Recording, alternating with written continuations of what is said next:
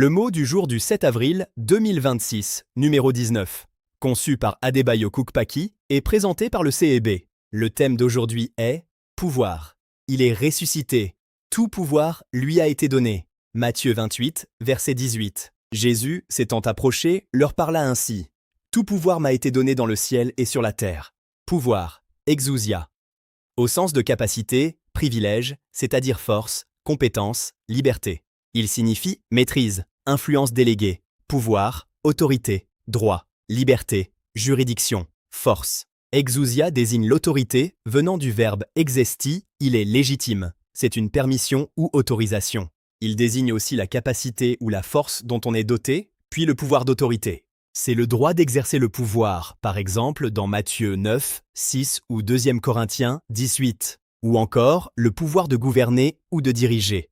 Le pouvoir de celui dont la volonté et les ordres doivent être obéis. Ce pouvoir s'applique à tous, comme mentionné dans Jean 17, 2 ou Apocalypse 12, 10. Explication. Dans ce verset, le mot « pouvoir » signifie autorité, le droit d'exercer le pouvoir. Tout l'évangile selon Matthieu souligne l'autorité de Jésus-Christ.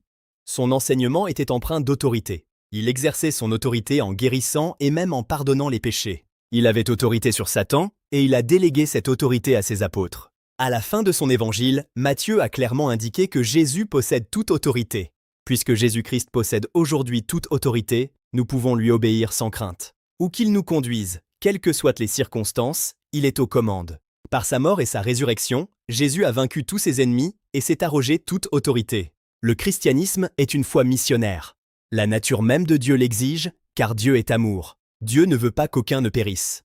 La mort de notre Seigneur sur la croix était pour le monde entier. Si nous sommes enfants de Dieu et partageons sa nature, alors nous voulons annoncer la bonne nouvelle au monde perdu. Lorsque nous lisons le livre des Actes, nous voyons que l'Église primitive agissait en vertu de l'autorité souveraine du Seigneur. Elle exerçait son ministère en son nom. Elle dépendait de sa puissance et de sa direction. Elle n'affrontait pas un monde perdu en se fondant sur sa propre autorité, mais sur celle de Jésus-Christ. Bien-aimé, la semaine sainte est terminée. Un pouvoir t'est délégué. Le pouvoir de Jésus dont la volonté et les ordres doivent être obéis par toi. Louons le Seigneur Jésus pour ce pouvoir sur la mort. Remercions-le pour la capacité spirituelle dont il nous a dotés. Amen.